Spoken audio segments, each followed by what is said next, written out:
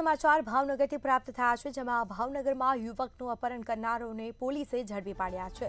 આ સાથે જ સમાચાર પ્રાપ્ત થયા, અપહરણ કરી અને માર મારનારને બે લોકોને ઝડપી પાડવામાં આવ્યા છે।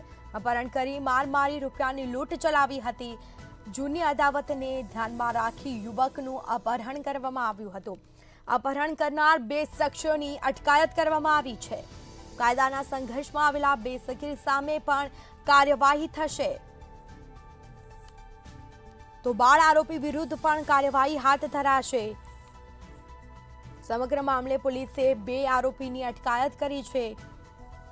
આ મામલે તપાસ પણ થશે। જૂની અદાવતને ધ્યાનમાં રાખી યુવકનું અપહરણ કરવામાં આવ્યું હતું।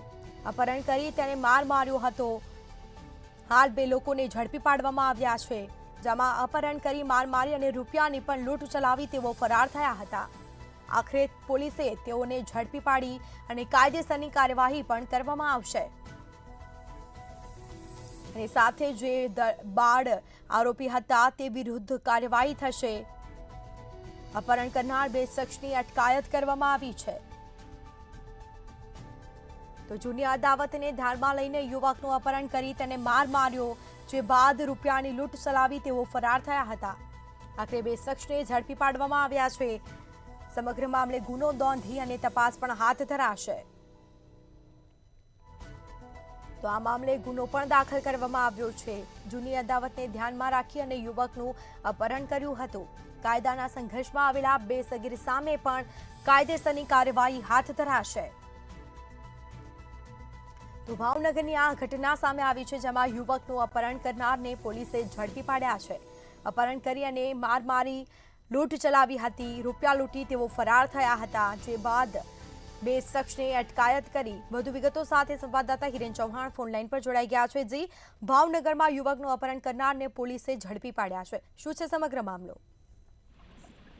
જી ચોક્કસ જણાવતો, ગઈકાલે ભાવનગરની જે કુંભારવાડાની ઘટના હતી, જ્યાં જે એક રહેબંધ રાજ નામનો જે યુવક છે તેમને કુંભારવાડા ફાટક પાસેથી અપહરણ કરીને ભાવનગરના જૂના બંદર વિસ્તારમાં લઈ જવામાં આવ્યો હતો।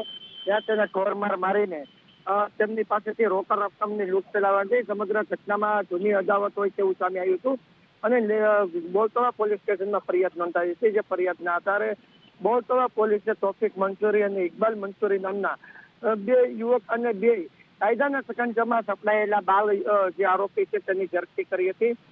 તેમજ આ જે બંને યુવકો છે તેમને કોર્ટ સમક્ષ રજૂ કરીને રિમાન્ડની પણ માંગ કરવામાં આવી હતી અને અપહરણ કરનાર ચાર યુવકના જે ફરિયાદ નોંધાણી હતી તેની વિરુદ્ધમાં હાલ બોલતોવા પોલીસે કાર્યવાહી હાથ ધરી।